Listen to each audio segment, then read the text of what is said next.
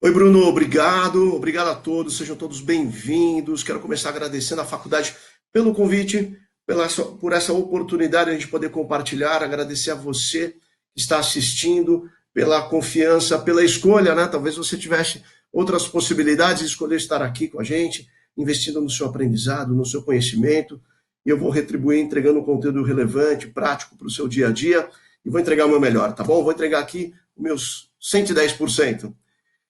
Muito bem, pessoal, vamos começar então. Deixa eu só minimizar e nós vamos começar a palestra. Tem uma apresentação aqui para vocês. Muito bem, o tema que eu estou trazendo aqui para vocês hoje é esse: é liderança em um mundo de mudanças. Os desafios do gestor, do líder, para fazer uma gestão em tempo de coronavírus. Olha, o mundo está enfrentando um momento atual que o mundo enfrenta, nunca foi vivido na história recente do mundo, né? Tem muitos desafios, problemas para serem resolvidos, os problemas que impactam as pessoas na sua vida pessoal, na sua saúde, e impactam, claro, as empresas de um modo geral. Como lidar com isso, né? Tem uma navegação que eu quero propor, eu acredito que até a navegação para enfrentar esse contexto todo, e a navegação que eu vou utilizar na palestra. Pessoal, primeira coisa para observar é o contexto. Contexto que o mundo está passando hoje, que as empresas, que as pessoas estão enfrentando. Depois que você entende, toma pé do contexto, é importante estabelecer objetivos. Né? Dar um norte, que caminho nós vamos seguir. Feito isso, parar, olhar os recursos disponíveis, o que eu posso fazer de melhor com aquilo que eu tenho disponível. Isso é uma realidade hoje, né? As empresas estão se reinventando, e com isso os profissionais, né? Nós, enquanto profissionais, temos de nos reinventar. E depois você tem que ter um olhar para pessoas, quais são as habilidades, os talentos que vocês têm na sua equipe, e para você também, enquanto líder, quais são as competências que você precisa lançar mão agora. E, claro, são inúmeras. Eu entendo que a principal habilidade que está sendo mais demandada hoje é essa aqui, pessoal, a inteligência emocional, do profissional, das lideranças. Então, a navegação da nossa palestra vai ser essa aqui. Eu vou falar sobre contexto, depois falar um pouco sobre objetivos estruturados, sobre os recursos disponíveis, e aqui, claro, eu vou trazer aspectos da criatividade, e na habilidade do lado pessoal, a inteligência emocional, ok? Para falar do contexto, eu quero trazer um pouquinho desses caras aqui, ó. Já conhece, acho que alguns aqui já ouviram falar sobre o SEAL. E quem são os SEAL? É a tropa de elite da Marinha Americana. E o nome vem exatamente desse acróstico, né? SEA de mar, air, ar e land, que é terra, ou seja, é uma equipe altamente treinada, altamente especializada para atuar em ambientes hostis, seja na terra, no ar, no mar. E o treinamento deles para isso é um treinamento muito intenso. Eu vou trazer algumas fotos aqui para ir compartilhando com vocês, né? Olha lá, esses caras estão saltando de um avião já com o paraquedas e as nadadeiras, ou seja, eles vão mergulhar, estão preparados para o ar e para o mar. Aqui eles estão em botes, em equipes, e o desafio é enfrentar essas ondas altas, né, 3, 4, 5 metros, e não pode deixar ninguém para trás. Se alguém cair no mar, eles retomam o treinamento e, ao término, são penalizados com mais 2 horas de treinamento muito intenso. Olha só, aqui o treinador coloca eles para mergulhar em apneia, na piscina, ou seja, só com ar dos pulmões, o reserva pulmonar. Aí ele joga um cilindro e tem esse flexível, junto com o respirador, cheio de nó, tudo amarrado. Então, eles, dentro da água, eles têm que estar prontos para isso, para colocar o cilindro, o respirador e voltar para a superfície. Aqui, eles estão amarrados, pés e mãos, tem que se desvencilhar e subir para a superfície para pegar ar. Então, olha, estão preparados para isso também, às vezes para uma luta corporal embaixo d'água. A todo momento eles têm ali um sino, e cada um deles que tocar é porque ele está desistindo. Olha só, esse possivelmente já está desistindo, subindo a duna de areia, alguns estão lá carregando uma toca de madeira maciça, quer dizer, o corpo deles é exposto, é colocado à prova, o limite, né? Esse aí possivelmente já está desistindo do desafio. Então, é um treinamento muito intenso, eles são preparados para todos os problemas, o que vier pela frente. E aí uma coisa que eu acredito, cada um de nós vamos reagir ao mundo dependendo da forma com que a gente vê o mundo. Então, é interessante agora trazer para vocês como é que esses caras veem o mundo e como é que eles reagem. Eu vou fazendo a palestra de uma forma interativa, tá bom? Até já convido você aí, se possível, pegar uma folha, um papel, uma caneta, deixa do lado. Além de você poder anotar os pontos importantes, eu vou trazer uma forma interativa. Então vamos lá. O primeiro conteúdo que eu vou agora trazer para vocês é como os seus veem o mundo. Primeira coisa, eles falam que esse mundo atual é um mundo muito volátil, ou seja, a velocidade das mudanças, as coisas mudam muito rápido, o cenário em que eles estão muda muito rápido. Hoje nós não temos mais certeza alguma. Tem um livro também de um filósofo, do Zygmunt Bauman, que é polonês, ele fala da fluidez do mundo líquido, ou seja, da velocidade das mudanças, tem tudo a ver com esse cenário, né? Por ter mudanças rápidas, voláteis, também é muito incerto. Eles falam que o mundo é incerto. Não tem uma única realidade hoje. Você observar isso, né? O mundo ele é incerto, a incerteza. Quando nós mudamos, isso muda muito rapidamente. As mudanças ocorrem de uma forma muito rápida. E aí é interessante isso, né? Porque pense hoje no momento atual. Quando tem incerteza, perde a credibilidade. Pense nas fake news. Olha a velocidade que a informação chega até você. Qual é a qualidade, com que confiança você tem? Né? É a incerteza. Por ser incerto, por ter muitas informações, muitas verdades, o mundo passa a ser complexo. Não tem uma única verdade. E mais do que isso, às vezes, essas verdades se contrapõem, portanto, elas são ambíguas. Será que é verdade? Será que nós estamos vivendo nesse mundo? E como é que nós chamamos esse mundo? Novamente nesse acróstico, dá uma olhada. Então, se eu pegar a primeira letra de cada palavra, eu vou ter um acróstico que é o mundo VUCA. Acho que vocês já ouviram falar desse mundo VUCA, e também o mundo VICA, se for em português, né, a tradução, é que eles usam aqui o mundo VUCA. Em inglês, a pergunta que eu faço, será que nós estamos vivendo nesse mundo VUCA hoje? Dá uma olhada lá, em tempos de coronavírus, eu acho que nós nunca vivemos tão VUCA como nós estamos vivendo hoje. Vamos ver? Dá uma olhada na velocidade com que esse vírus atingiu o mundo todo. Né? Por isso que ele é volátil. Ele atingiu 5 continentes muito rapidamente. Foi tudo muito rápido. Depois, além da velocidade, nós temos ali a questão da incerteza. A ciência ainda está aprendendo com esse vírus. Nós tínhamos um grupo de risco, agora não tem mais grupo de risco. Todo mundo é grupo de risco. Só tem uma certeza, fique em casa, é a recomendação que todos estão dando. Enfim, a complexidade. Vamos pensar nos sistemas. O sistema de saúde, o sistema econômico, o sistema político. Para que esses sistemas atuem com equilíbrio, em harmonia, é muito complexo.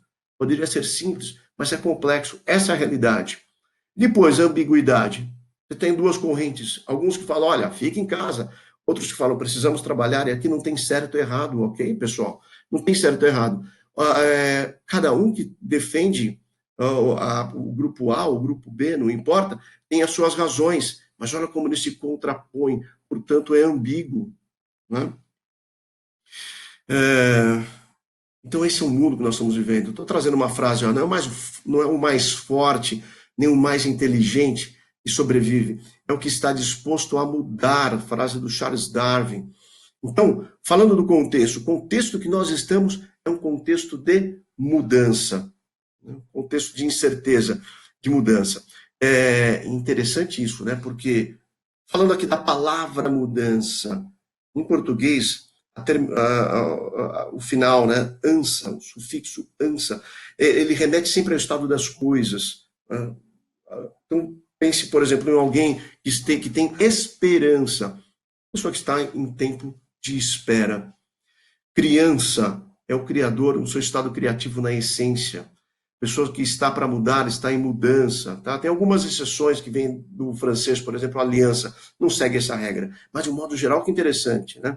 E aí eu penso se nós, seres humanos, se estamos prontos para essas mudanças. O que vocês acham? Porque eu vejo que, biologicamente, o homem ele é preparado para mudar, porém não na velocidade que está sendo exigida, que está sendo demandada de nós. Pense numa pessoa que vai escalar uma montanha, vai escalar o Everest. Como é que ele faz? Vai aos poucos. Por quê? Porque o corpo precisa se adaptar. Então, assim, o nosso corpo ele é preparado para a mudança, mas aos poucos, não da forma que está. Está sendo exigido o mundo VUCA, uma velocidade nunca antes exigida de nós. Né? O nosso cérebro, ele também é uma máquina preparada para a mudança. Todo aprendizado, o cérebro faz um caminho neural, é um novo. Depois ele vai se adaptando. Cada vez que você repete aquele caminho, ele vai se fortalecendo, né? Mas também aos poucos. Então, a palavra agora é mudança. Portanto, esse é o contexto. O contexto que nós estamos é um contexto que exige mudança. Então, é importante falarmos agora sobre objetivos.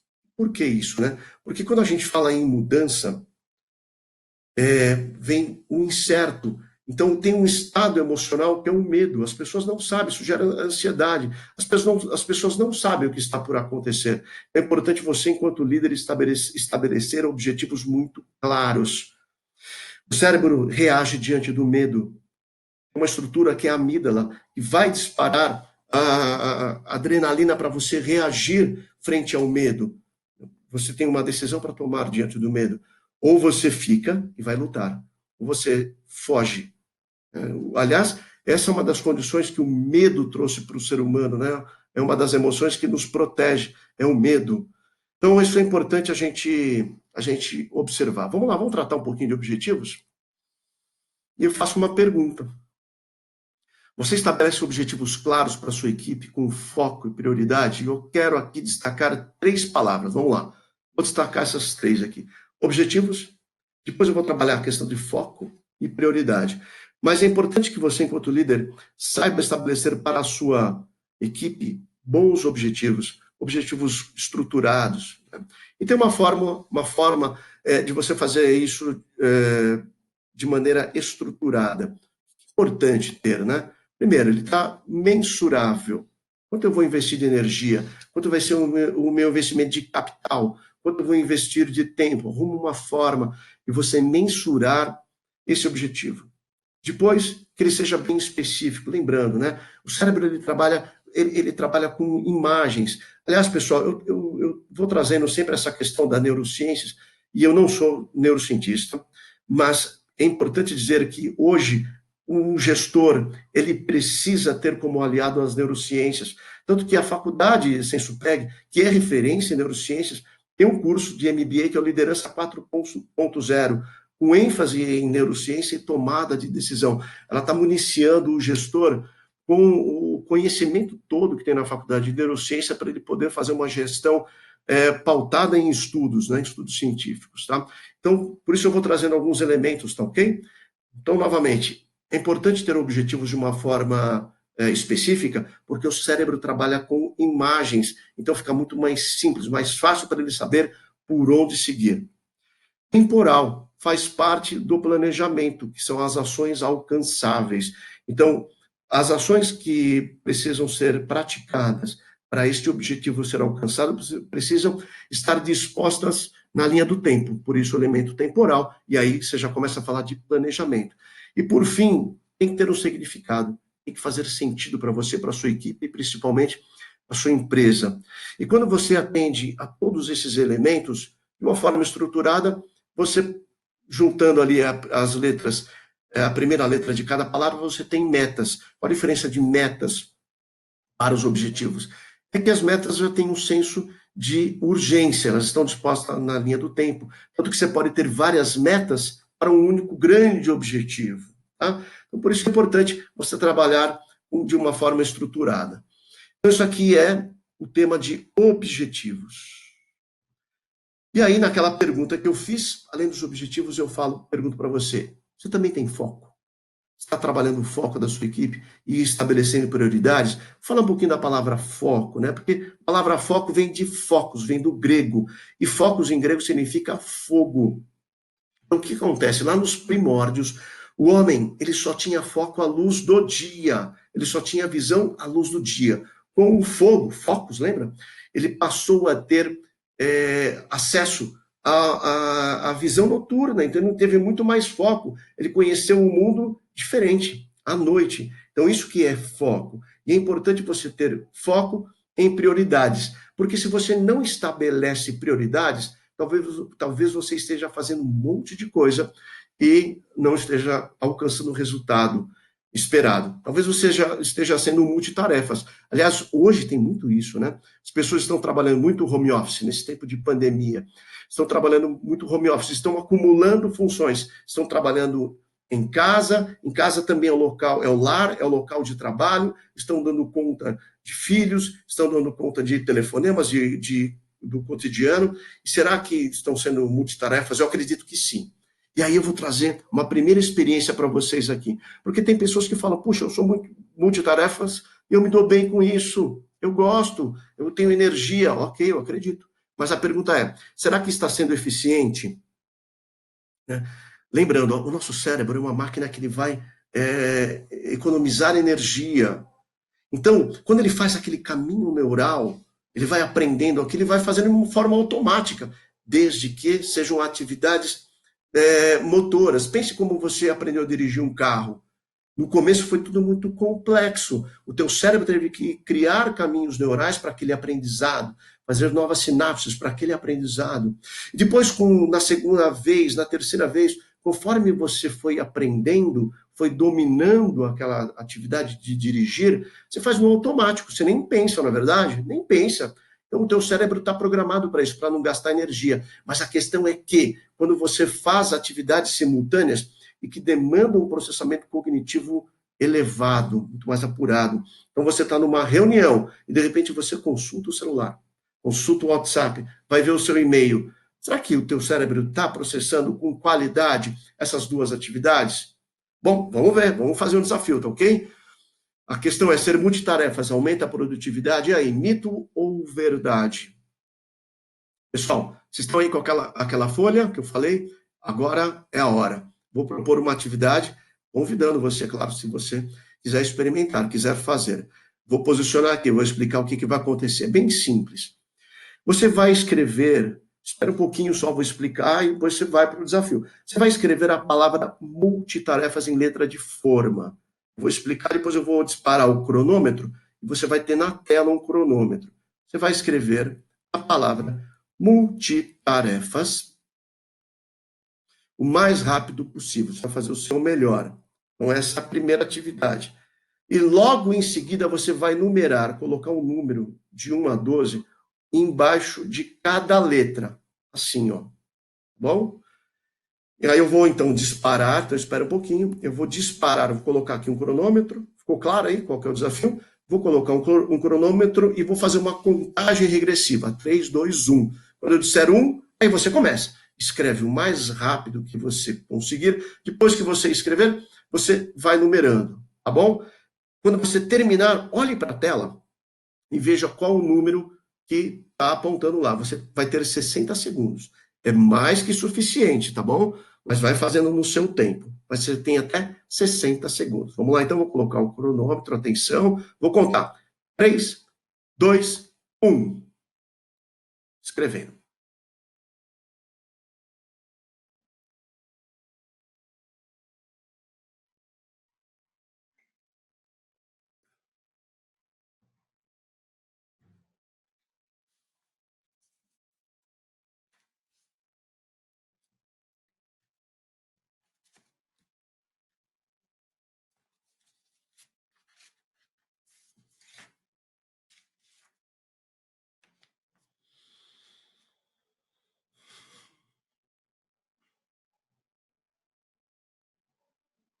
Muito bem, se você já terminou, note aí o tempo que você levou. Aliás, compartilha aí. Compartilha no chat, tá bom? Não terminou, faça no seu tempo, os últimos segundos.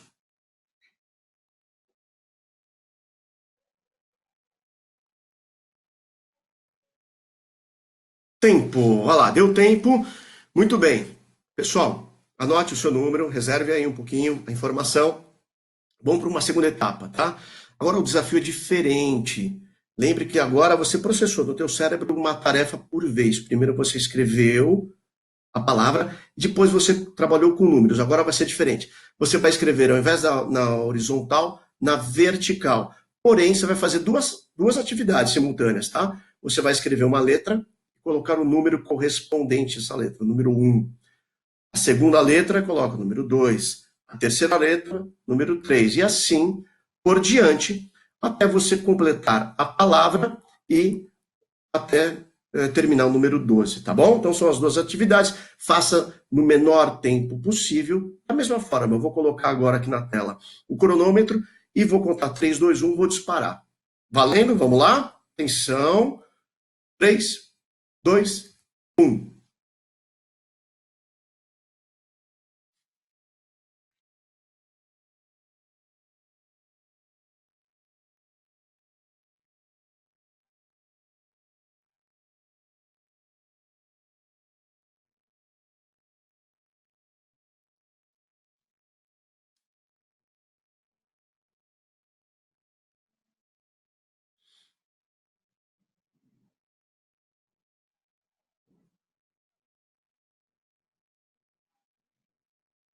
Quem já terminou, anote o número, o tempo. Quem não terminou, faça no seu tempo. Lembre de olhar para a tela, anotar o tempo que você terminou. E vai compartilhando aí com a gente também, tá?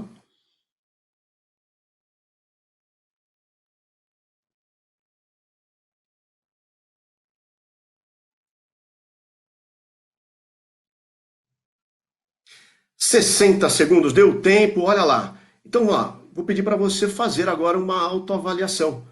Você tem os dois números, né? Da primeira etapa e da segunda. E aí? Que conclusão você chegou? Você acha que vale a pena ser multitarefas?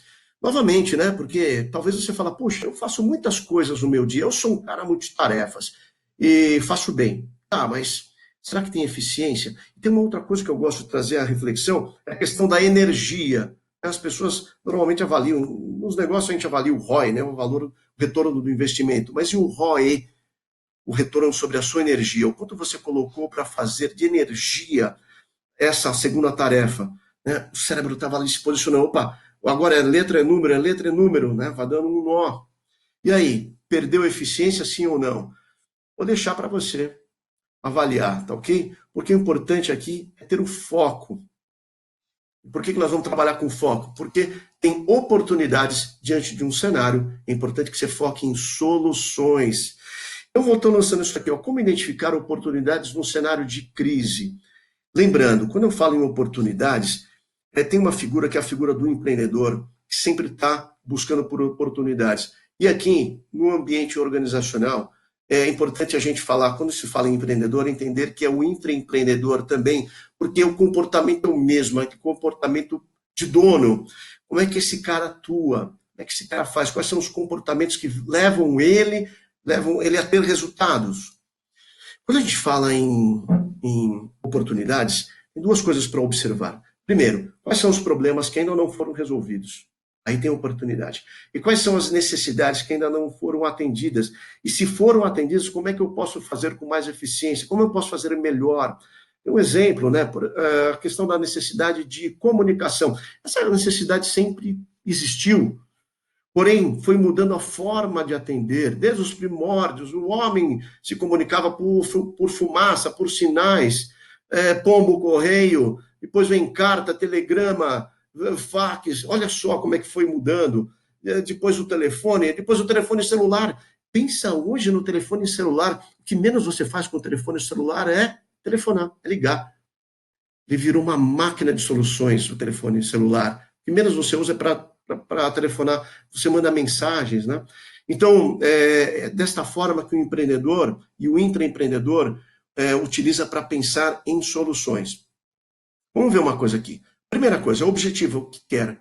Acabei de falar sobre as metas, né? Então, sei onde eu quero chegar. Qual o contexto? Quais são os problemas? O que eu tenho que resolver? E aí sim, eu vou ter um olhar para os recursos disponíveis, o que está à disposição. E isso é muito interessante. Sempre que eu falo com empresários, eles vêm falando sobre os problemas que eles estão enfrentando, normalmente eles trazem já a solução. E a solução que eles trazem tem minimamente 6 dígitos. Ah, se eu tivesse tantos milhões, bom, eu também, se eu tivesse tantos milhões, eu resolveria todos os meus problemas. Mas a questão não é essa. Eles estão tendo o olhar para os recursos que não estão disponíveis, sabe? Isso acontece. Acontece isso com vocês? Ah, se eu tivesse, essa frase mostra que teu drive, o teu mindset está focado em recursos não disponíveis.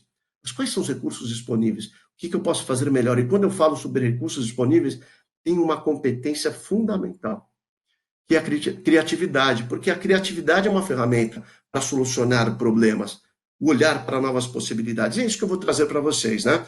Como surge uma grande ideia. E aí, possivelmente, você deve estar imaginando ideias revolucionárias. É isso mesmo. Pensa numa ideia revolucionária. Qual foi a ideia que mais revolucionou a humanidade? Talvez você esteja pensando na internet. E não tenho dúvidas. A internet revolucionou e vai revolucionar muito a humanidade. Mas eu quero desafiar vocês aqui e pensar e trazer isso aqui. Como é que foi inventada a roda? Olha só, pensou como a roda mudou a civilização, o transporte de objetos e mais? Foi um avanço para a humanidade. Na verdade, ninguém sabe como a roda foi inventada. Tem esse escritor aqui, o John Hughes, e ele faz muitos documentários sobre ciências, e ele tem uma ideia de como a roda foi inventada. Ele falou, ninguém sabe como foi, mas eu vou propor em 8 etapas. Então ele traz aqui uma situação, um problema, ou seja, um objeto que precisava ser transportado de um ponto ao outro. Então, seguramente o homem utilizou um tronco, e esse tronco ele usava para transportar de um ponto ao outro, depois ele colocava o tronco novamente, e aí tinha um problema, que é uma área de uma superfície muito irregular. Então ele falou, preciso trazer aqui menos atrito, vou colocar uma superfície mais regular. Seja como for, não sei como, mas ali tem uma superfície mais lisa. Colocou ali para poder transportar esse objeto. Mas o que acontece é que por essa área de contato, ele ia se desgastando. Então, ele precisava colocar de uma forma que diminuísse a área de atrito. Então, ele resolveu colocar essas lâminas. Construiu uma lâmina de cada lado e colocou. Ia novamente, só que essas lâminas iam desgastando pontualmente, iam formando esses sulcos. Olha o que está acontecendo lá. E aí gerava um outro problema, pessoal. Qual o problema? Que aqui, como não tinha desgaste, ia tendo atrito novamente com essas bases aqui, tá vendo? E aí que ele falou, então vamos tirar o excesso de madeira, já que esse é um problema, vamos tirar esse excesso de madeira. Opa, olha o que está acontecendo aí. Então tem a quinta etapa. Mas aí o que tinha de problema? Eles tinham aqui, nessas lâminas, novamente que ir transportando, ia ter que ir tirando o objeto, reposicionando a roda ali e transportando o objeto. Pessoal, vamos colocar alguma coisa que fixe, né? Essas cavilhas aí. Mas seguramente essas cavilhas não eram muito resistentes, então era um novo problema. Eles pensaram, e se nós colocarmos que o eixo, vamos fixar o eixo nas lâminas? Olha lá, uma sétima etapa. Aí gerou um outro problema. Aqui atrás, ó, ficava arrastando no chão, então gerava mais atrito. Então vamos tirar esse excesso. Beleza, olha lá, em 8 etapas, você consegue ver 2 rodas. E aí eu, brincando, coloquei mais uma etapa. Ele foi até 8 etapas, e eu acho que você consegue já imaginar qual seria a etapa número 9. A etapa seguinte. Essa aqui, ó. Olha lá, uma carroça, carro, né, com 4 rodas. Tá? Então, essa é uma ideia de como a coisa acontece, a criatividade acontece. Por que eu trouxe isso? Porque tem muita gente que imagina que a criatividade é um relâmpago, é um raio que acontece dentro da sua cabeça, né, e tem uma grande ideia. E nem sempre é assim.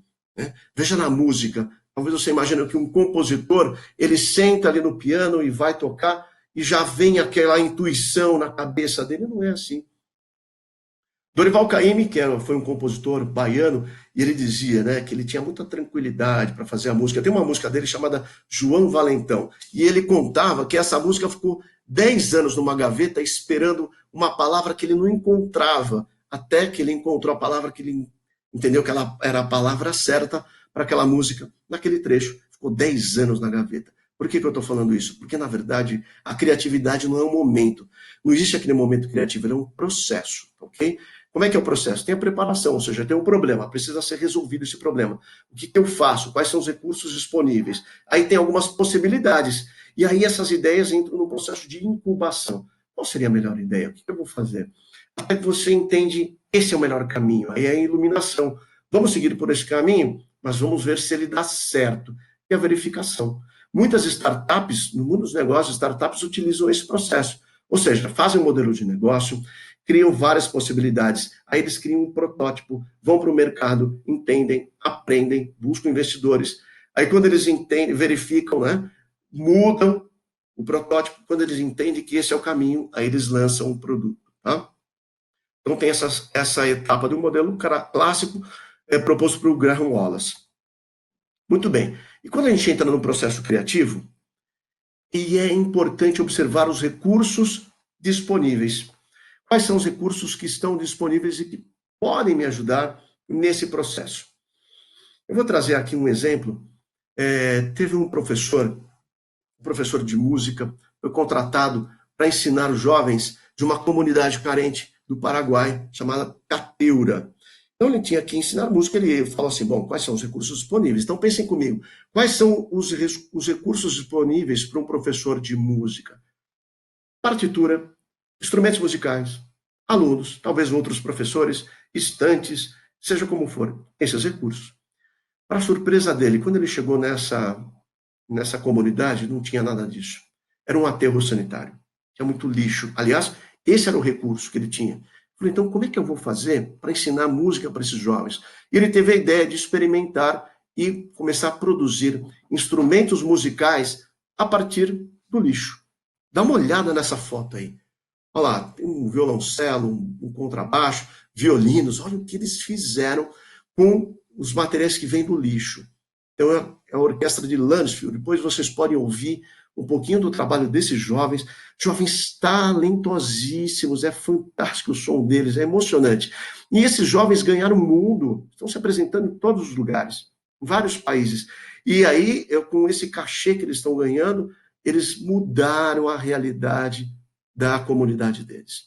Né? Conseguiram levar para um outro patamar. Olha que importante, diante de um problema, saber qual o objetivo, quais são os recursos disponíveis, ter um processo criativo e seguir adiante. Olha o que eles conseguem fazer, né? E hoje, em tempos de coronavírus, a criatividade é uma habilidade muito requisitada, né? Imagino que para vocês também, o quanto eu estou tendo que ser criativo para atender o meu cliente. Tem empresas que estão hoje se reinventando. Tem uma empresa que é do segmento da construção civil, olha o que eles fizeram. Eles estavam já se preparando para... Eles alugaram, eram 2 andares de um prédio para colocar o televendas lá. Pessoal de vendas, somente o televendas lá.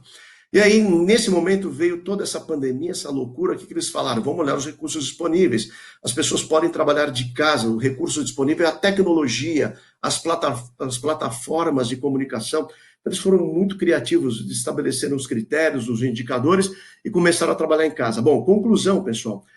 O pessoal trabalhando em casa, home office, estão trazendo muito mais resultados. O pessoal, eles estão trabalhando mais confortáveis, felizes, mais tranquilos, estão em casa, junto das suas famílias. É claro que para alguns tem aí muito desafio trabalhar com a família, enfim. Mas é importante dizer que nesse processo encontraram soluções criativas com os recursos disponíveis e estão seguindo adiante, tá? Muito bem. Então é isso aí, como reagir de uma forma criativa, mas também eficaz diante de um problema, né? E a gente trouxe aqui um exemplo para vocês que atende isso. Muito bem, falando em resolução de problemas, é importante entender, vamos só recapitular. Diante de um problema, entender o contexto, antes de reagir, entender o que eu estou lidando, com o que eu estou lidando. Tenho que estabelecer um objetivo muito claro, para onde nós vamos seguir, observar atentamente quais são os recursos disponíveis.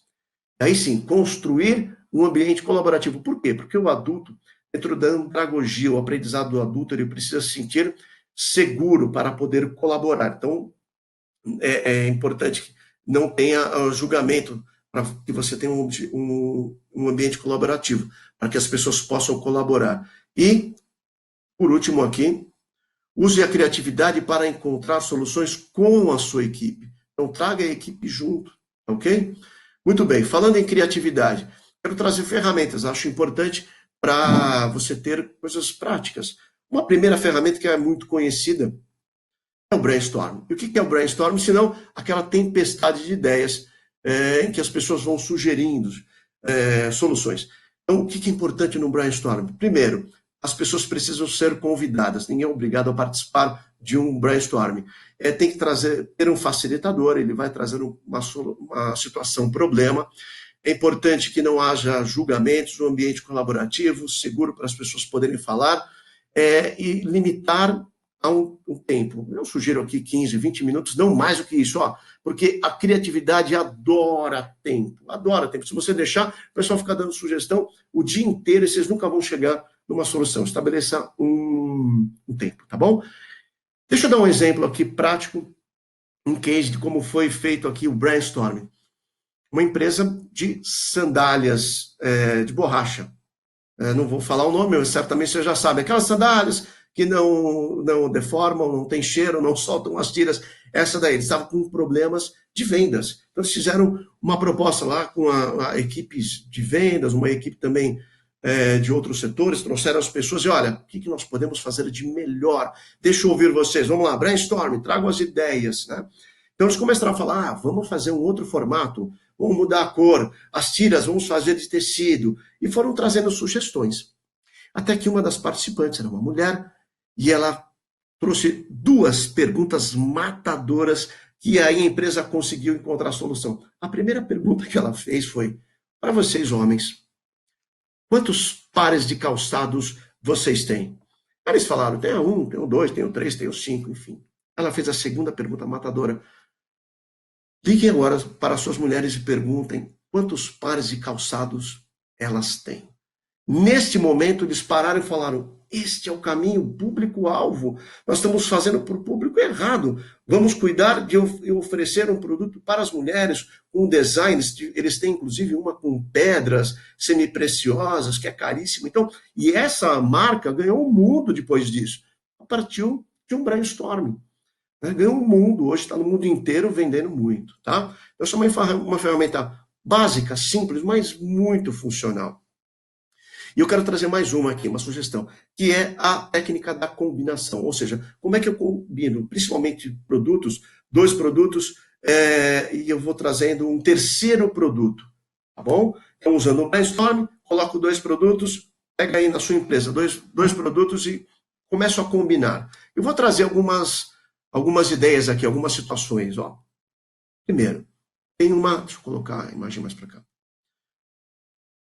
Uma pasta de dente, certo? E depois junto um chocolate. Bom, são produtos de universos distintos, né? E outros de contextos diferentes, a não ser que talvez quando você come o chocolate tem que escovar os dentes, né? Talvez tenha alguma relação. Mas a princípio não tem relação nenhuma, né? Como é que você usa a combinação? E aí os caras chegaram a esse terceiro produto, olha que bacana. Então o brigadeiro em bisnaga, vendendo muito, a criançada adora. Veio da combinação. Dá uma olhada, outro produto, manteiga. Tem um problema aqui, pessoal.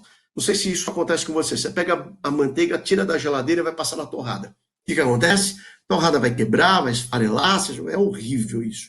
E aí, os caras identificaram um produto. Vamos trazer outros produtos para esse contexto. Aí os caras trouxeram esse desodorante, que é roll-on, desodorante bastão, sei lá, né? Mas é um desodorante. Não tem nada a ver um produto com o outro. Mas, através da criatividade do brainstorming, é o que eles chegaram à conclusão aqui. Manteiga em bastão, sensacional. Se funciona bem ou não, eu ainda não sei. Não peguei esse produto em mãos, mas a ideia é genial. Ou mais 2 produtos. O mesmo aqui, né? Vou colocar a imagem para cima. Você pega aqui a viseira que protege os olhos do suor e do sol, e você pega uma touca de banho e protege. Os 2 trabalham com proteção, não é verdade? Mas, usando a combinação, olha que produto legal os caras chegaram. Uma viseira para o bebê. Olha que bacana, que funcional, resolve um problema, né? Esse é um produto. Dá uma olhada nesse outro produto. Aqui, Esses 2 produtos também não tem nada a ver. E aqui também tem outro problema. Você pega a escova de dente, coloca a pasta e coloca em cima da pia. O que acontece? Ela tomba, derruba a pasta, enfim. Olha o que os caras fizeram. Olha que legal, colocaram um peso para manter em equilíbrio e não derruba a pasta. Genial, combinação, criatividade para solucionar problemas. Tá? Trazer mais um aqui? Sim, E se nós combinarmos este produto, que é um despertador, um outro produto que nada tem a ver. É um produto que te desperta, faz a tua gestão do tempo, vamos dizer assim, e outro que talvez segurança e conforto, né? Mas quando você junta esses dois produtos, tem aqui, despertador Huggy. Ó, você para parar ele não tem como, não tem chance para soneca. Para você parar ele, você tem que colocar os dois pés e colocar peso, ou seja, aí você já está fora da cama e não vai voltar para soneca. Né? É genial isso aí, né? Então, pessoal, deixa eu colocar a imagem aqui. Em cenário de crise, é preciso usar a criatividade para chegar a uma solução, ok? Isso é uma competência que hoje está sendo muito demandada em tempos de coronavírus. Muito bem, vamos ver como é que está a nossa navegação? Então, eu trouxe o contexto, o mundo VUCA que nós estamos vivendo, quais são os problemas. Depois, importante estabelecer objetivos, já falei por quê. Precisa encontrar caminho, dar para eles, diminuir a ansiedade, né? Diminuir a ansiedade, tratar o medo, trabalhar com, diminuir a pressão sobre a amígdala do cérebro e trazer o foco para cá, né? O lobo frontal, onde trabalha a decisão, onde trabalha as ações, o processamento de ações. Depois, olhar para os recursos disponíveis, usar a criatividade para encontrar soluções e ter também um olhar para pessoas. Então, vou entrar aqui no último tópico da palestra. E quando eu falo pessoas, eu combinei com vocês que tem várias habilidades, várias competências, mas eu entendo que a principal competência hoje que está sendo demandada dos líderes é a inteligência emocional. Então, vamos lá. Primeiro, posicionando o que é inteligência emocional, né? Tem muitas pessoas que falam que a inteligência emocional talvez o controle das ações. E onde está o controle das ações? Onde se processa as emoções? Aqui, no cérebro. E isso é o primeiro conceito a entender. Que tem pessoas que se intitulam, se julgam mais racionais, outras mais emocionais. E não tem isso, não. O cérebro que processa a razão, o cérebro que calcula, o cérebro que pensa, que planeja, que toma decisão, é o mesmo cérebro que emociona. É o mesmo cérebro que chora, que ri. Então, essa competência, essa compreensão desse conceito é muito importante. Ocorre que, em determinados momentos, você precisa demandar mais da sua inteligência emocional e outras mais da razão. Mas habita o mesmo ser. Então, o que é inteligência emocional? Se não o controle da emoção? Não, claro que não. Não é possível nós controlarmos a emoção. As emoções exigem, primeiro, uma questão de proteção do ser humano. A humanidade chegou até hoje, onde está, por conta de duas emoções principais, sobretudo o medo e a aversão, para você não comer nenhum alimento que possa te envenenar, possa te matar, e o medo, para que você não cometa loucuras, né? Vai se jogar do penhasco. Tem um filósofo francês, o Blaise Pascal, é um filósofo do século XVII, tem uma frase dele que eu adoro, que é: o coração tem razões que a própria razão desconhece. Então ele traz nessa frase essa questão da razão e da emoção. Mas certo é que nós não conseguimos controlar as emoções, mas nós conseguimos controlar as nossas reações. E aí que está a inteligência emocional. Eu trago aqui um conceito do Daniel Goleman, que é a capacidade de identificar nossos próprios sentimentos dos outros também, né? Capaz de motivar a nós mesmos e de gerenciar, ó que interessante, gerenciar, ou seja, entender a emoção do outro, o que eu posso fazer com foco em relacionamentos. Né? E hoje é tão importante a inteligência emocional, inclusive a Faculdade Sensu-PEG traz um MBA em gestão humanizada com ênfase em psicologia positiva e integridade nas organizações. Tamanha é a importância para os gestores da inteligência emocional. Tá? E da psicologia positiva, tem muitas contribuições. Hoje o gestor precisa estar antenado. Eu vou trazer aqui o precursor do estudo da inteligência emocional, que é o Daniel Goleman. É um psicólogo da Universidade da Califórnia, um psicólogo social. Eu tive o prazer de estudar com a filha dele, ela também é uma pesquisadora da Universidade da Califórnia, a Ivy Aikman. Tive a oportunidade, o prazer de estudar com ela. E o Paul Aikman, o que ele fez? Ele foi em diversas comunidades, diversas civilizações. Ele procurou entender se a inteligência emocional, se as emoções eram ou não uma linguagem universal. Como é que ele fazia? Ele mostrava fotos nas pessoas. E ele foi em comunidades indígenas, ele foi em comunidades que nunca tiveram contato com o homem moderno. Então ele foi na essência. Ele mostrava fotos que despertavam possíveis emoções, como a alegria, por exemplo, despertavam o medo, e ele observava nas feições, no rosto, quais eram os sinais, então ele anotava. Aí ele começou a observar que tinham sinais, microexpressões, que eram comuns. Então, portanto, ali existia uma linguagem universal, uma emoção que existia em todas as pessoas. Ele identificou 7: a alegria, a tristeza, a raiva, o medo, a aversão, o desprezo e a surpresa. Aqui vale dizer que o Paul Ekman é o único pesquisador, e a Ivy Ekman também, que eles consideram a surpresa como uma emoção. Os demais não consideram, eles consideram a surpresa dada a velocidade, que é uma reação do cérebro. Então, eles entendem que a surpresa é apenas um estado de alerta do cérebro, até compreender o que está acontecendo, qual o contexto, lembram? E aí vem uma emoção principal e toma conta daquela situação, tá? Numa situação como nós estamos vivendo agora, uma pandemia, uma situação de desafio, duas emoções são fundamentais aqui, é elas que eu vou tratar, é o medo e a raiva. As pessoas estão com medo com o que vai acontecer. As pessoas estão com medo se vão perder os seus empregos. Empresários estão com medo, não sabem se suas empresas vão quebrar ou não. É um medo do desconhecido. E a raiva. Então, eu vou colocar aqui, deixa eu mudar aqui a imagem, e eu vou trazer para vocês duas coisas fundamentais no estudo da inteligência emocional, sobretudo para líderes, para gestores. É importante que vocês conheçam quais são os gatilhos de cada emoção. Quais são os antídotos, como podemos reagir a elas, tá? E eu vou trazer aqui um olhar muito breve mesmo, mas da inteligência emocional nos negócios, tá? O gatilho do medo, eu já antecipei, né? É o medo do desconhecido, o que está por vir. E depois, o perigo de algum dano físico ou emocional. Tem mais um gatilho que não está aqui, eu vou trazer para vocês, que é o medo também do conhecido, desde que esse conhecido traga dor física ou emocional. Dor física. Então, por exemplo, o caso clássico, injeção. Criança que tem medo de injeção, tem adulto que tem medo. Então, por quê? Porque provoca dor física, certo? Muito bem. Deixa eu trazer aqui uma situação, um exemplo, para mostrar como é que as empresas que trabalham com a inteligência emocional nos negócios atuam. Quer ver? Então, o medo do desconhecido pega a indústria automobilística. O que eles falam? Os nossos carros têm 5 anos de garantia. Quando ele está falando isso, ele está garantindo para você o medo do desconhecido.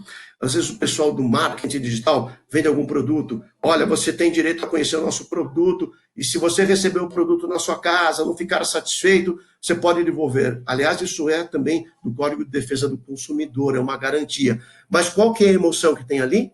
O medo, né? O medo do desconhecido, tá ok? Vou falar mais uma emoção, que é a raiva. Quais são os gatilhos da raiva?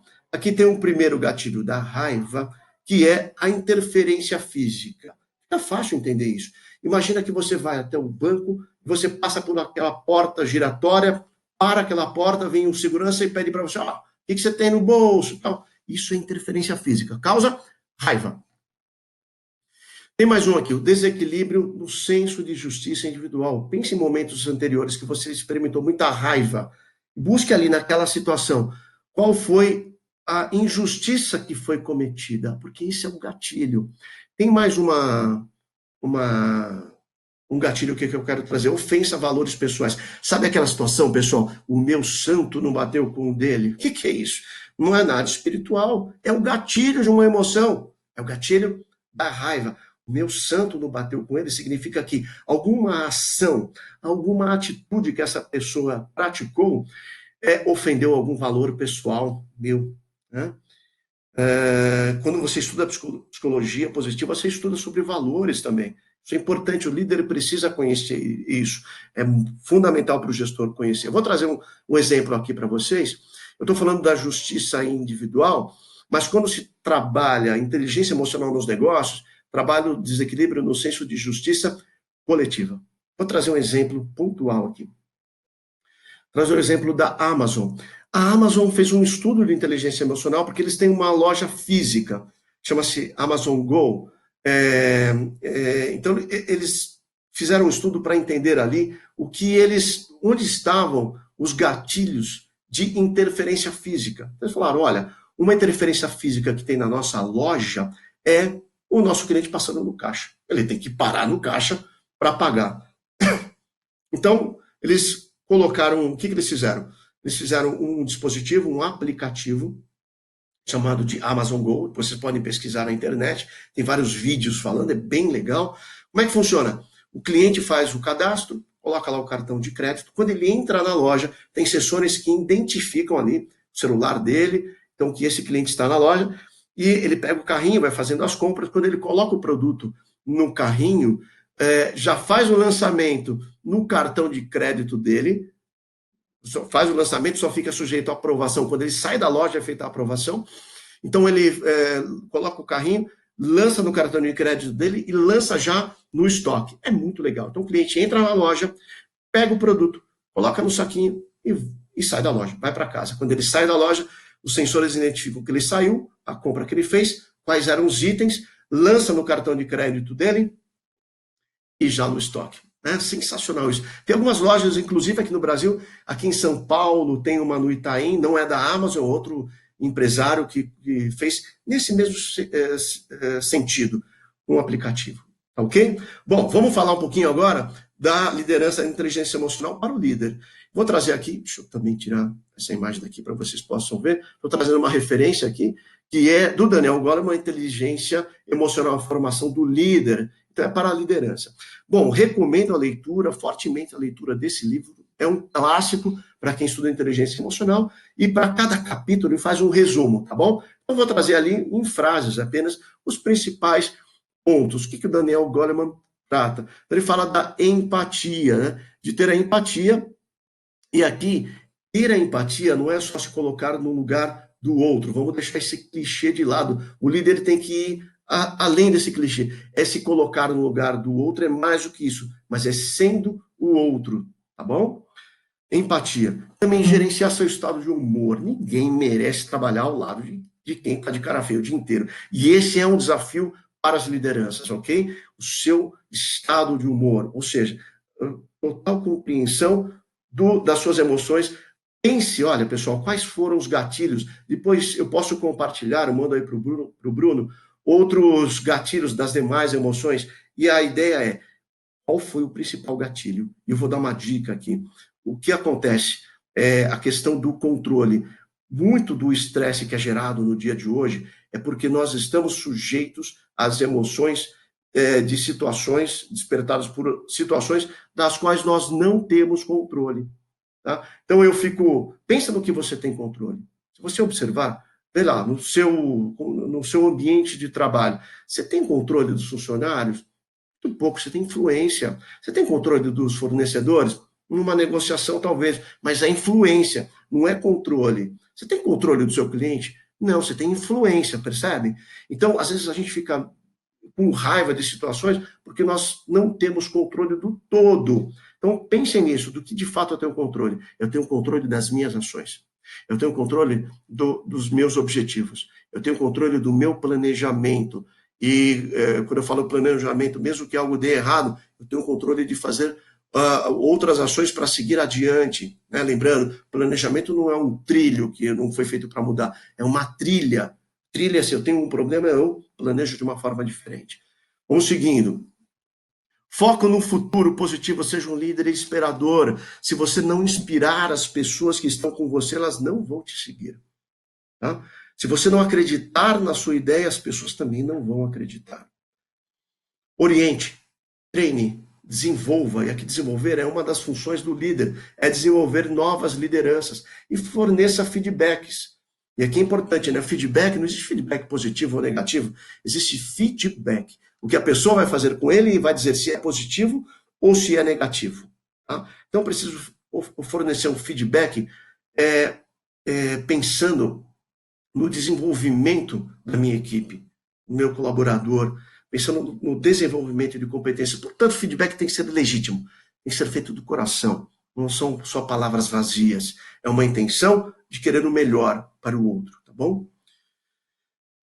Falei de feedbacks, muito bem. Compartilhe os objetivos da empresa. Ótimo, porque quando você compartilha os objetivos da empresa, você gera comprometimento.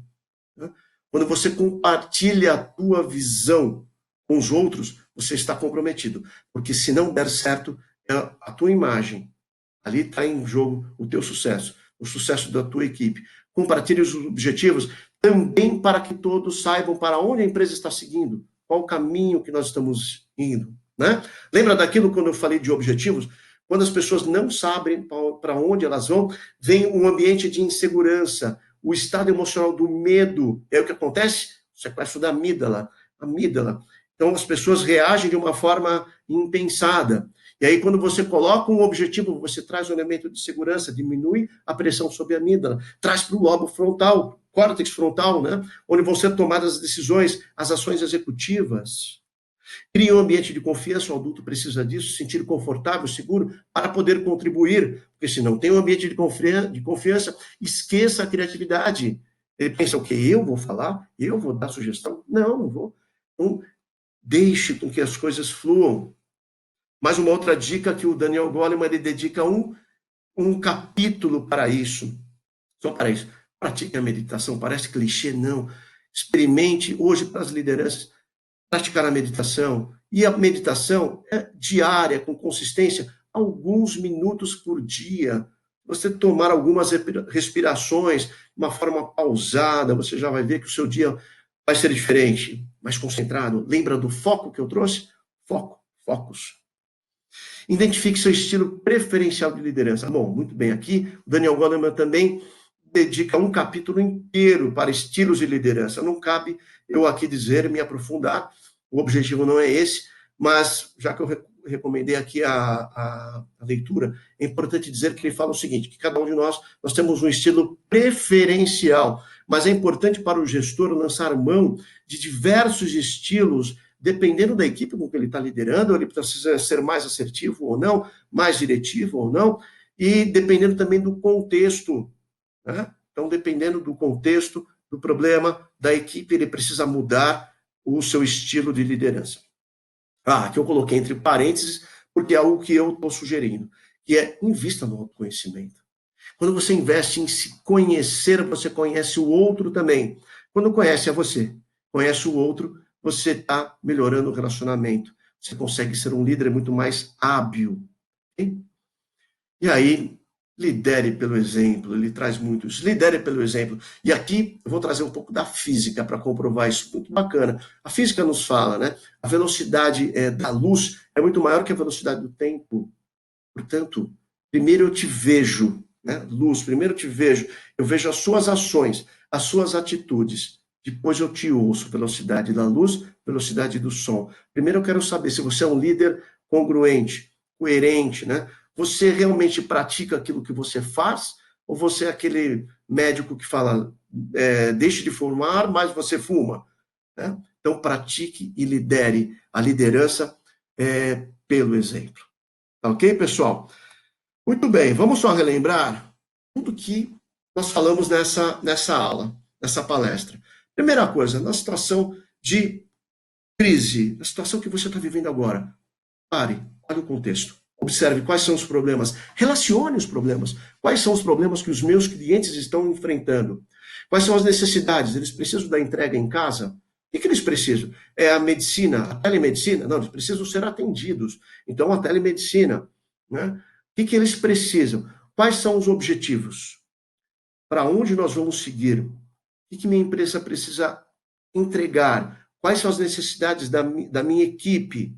Quais são as necessidades do meu cliente? Aí eu traço objetivos muito claros. E também um planejamento com ações pautadas no tempo, que fazem sentido, que tenham significado, que faça sentido para todos. Aí eu paro. Eu vou olhar quais são os recursos disponíveis. Eu tenho tecnologia? Eu tenho conhecimento? O que eu tenho disponível? Qual o capital intelectual que eu tenho? Quais são as pessoas que estão envolvidas aqui no projeto? Quais são as pessoas que eu preciso? Quais são as competências? Quais são as habilidades? Olho para as pessoas, quais são os talentos que eu tenho? Né? Hoje nós trabalhamos apenas uma das competências, que é a inteligência emocional, mas tem outras tantas que são importantes, igualmente importantes para você. Tá ok, pessoal? Muito bem. Com isso, estamos terminando. Eu espero ter aqui, nessa última hora, contribuído com vocês, com ideias, com insights, com ferramentas. Eu quero deixar o meu agradecimento à faculdade por ter proporcionado essa oportunidade de conexão. Quero agradecer a você por ter prestigiado e eu espero imensamente que esses minutos aqui, que essa última uma hora foram relevantes para você no seu dia a dia, tá ok? Eu vou deixar depois os slides com o Bruno, ele pode encaminhar, fico aqui à disposição de todos vocês. O meu muito obrigado a cada um de vocês. Até uma próxima.